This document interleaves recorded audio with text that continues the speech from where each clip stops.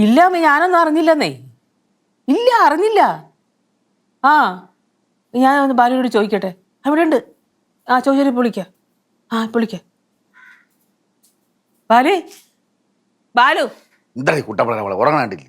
എല്ലാം ഒപ്പിച്ചിട്ട് വന്ന് കിടപ്പുണ്ടില്ലേ? ഞാൻ എന്താ ഒപ്പിച്ചേ? നിങ്ങൾ ശശീന്ദ്രൻ മാമനെ വിളിച്ചായിരുന്നാ? ആ, വിളിച്ചു. എന്ത് കുഴപ്പം? എന്നിട്ട് എന്താ പറഞ്ഞത്? എന്ത് പറയേ? എന്താ പ്രശ്നം? നിങ്ങൾ അച്ഛനോട് തന്നെ ചോദിക്കും. എന്താ ചോദിച്ചേ? ഉറയും കിടന്ന് എന്നെ വിളിച്ച് ഉണർത്തിട്ട് പറഞ്ഞ ശശി തരൂരിനെ വിളിച്ചാന്ന്. ചിരിക്കണ? ശശി തരൂരല്ല, ശശീന്ദ്രൻ മാമനെ. ആ, ശശി തരൂരിനെ വിളിച്ചാന്ന്. നിങ്ങൾ എന്നിട്ട് എന്താ പറഞ്ഞതെന്ന്? ഞാൻ പറഞ്ഞത് സുജയെ കെട്ടാൻ പോണ പയ്യൻ പ്രശ്നക്കാരനാണെന്നും അവനെ കുറിച്ച് കുറച്ചുകൂടെ അന്വേഷിച്ചിടുന്ന മന്ത്രി കല്യാണം ഒന്നും പറഞ്ഞായിരുന്നാ? എന്നിട്ട് അത് വിളിച്ച് ആ പരദൂഷണം പറയണ വാവയെ വിളിച്ച് പറഞ്ഞായിരുന്നാ? പറഞ്ഞു. ചെറുക്കൻ്റെ സ്വഭാവ ദൂഷ്യമുണ്ട്, ചെറുക്കൻ ശരിയല്ലെന്ന് നിന്റെ മാമന് ഞാൻ പറഞ്ഞു. അപ്പൊ അയാൾ എന്റെ മുഖത്തേക്ക് പറഞ്ഞു, ആ അത് ഞാൻ നല്ലതായിട്ട് അന്വേഷിച്ചിട്ട് നടത്തിയത്, ഭാര്യ ഈ കാര്യത്തിൽ ഇടപെടണ്ടെന്ന്.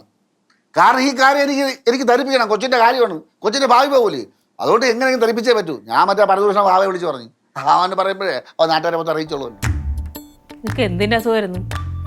എന്നിട്ട് അവരെല്ലാരും കൂടി ആ ചെറുക്കൻ്റെ വീട്ടിലേക്ക് പോയിരിക്കുക. ആ ചെറുക്കനെ കുറിച്ച് മൊത്തം അന്വേഷിച്ചിട്ട് കല്യാണം നടത്തിയാൽ മതി എന്നും പറഞ്ഞ് എല്ലാവരും അങ്ങനെ ഒരു തീരുമാനം എടുത്തു. അത് മതി, ചെറുക്കനെ അന്വേഷിച്ച് കല്യാണം നടത്തിയാൽ മതി. ഇപ്പൊ മാമി എന്നെ വിളിച്ചിട്ട് പറഞ്ഞ അവരുടെ കൊച്ചിന്റെ കല്യാണം മുടക്കിയത് ബാലു ആണെന്ന്. കല്യാണം മുടങ്ങിയ?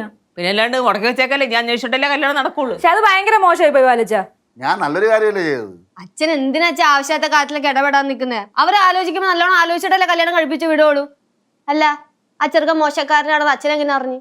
ഞാൻ നല്ല ശക്തമായ എവിഡൻസ് ഉണ്ടായിരുന്നു. എന്ത് എവിഡൻസ്? കൊച്ചിന്റെ കല്യാണം മുടക്കിട്ടിരുന്ന് വർത്താനം പറയുന്ന ഷോ മാമി വിളിക്കണു. ഞാൻ ഇപ്പൊ എന്ത് പറയും മാമിയുടെ അടുത്ത്? എന്തായാലും ഫോൺ എടുക്ക്, ഇല്ലെങ്കിൽ വേറെ എന്തെങ്കിലും വിചാരിക്കും നീ. ആ മാമി, ഓ ഞാൻ ആണോ? ഓ അങ്ങനെയാണോ?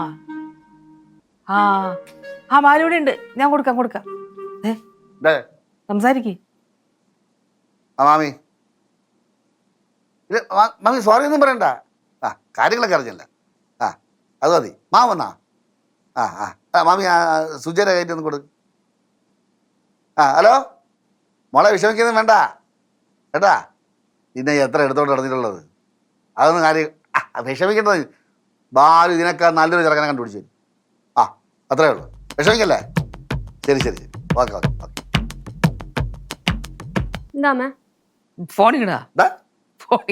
നീ എന്താ കുറെ നീ പ്രസംഗിക്കുന്നുണ്ടല്ലോടി കിടന്ന്. അത് പെട്ടെന്ന് അങ്ങനെ കേട്ടപ്പോ. ആരെങ്കിലും സംഭവം എന്താന്ന് പറയോ? ഒന്നുമില്ല പിള്ളേരെ, നിങ്ങൾ അച്ഛൻ പറഞ്ഞ മൊത്തം സത്യമാണെന്ന്. സത്യമാണോ? ആ ചെറുക്കനെ കുറിച്ച് പറഞ്ഞതൊക്കെ സത്യമാണ്. ആ ചെറുക്കൻ ശരിയല്ലാന്ന്. ഇപ്പൊ അറിയത് നന്നായെന്ന്, അല്ലെങ്കിൽ അവരുടെ കൊച്ചിന്റെ ഭാവി പോയേനെന്ന്. വലിച്ച കാര്യം അറിയാതെ പറഞ്ഞ സോറി.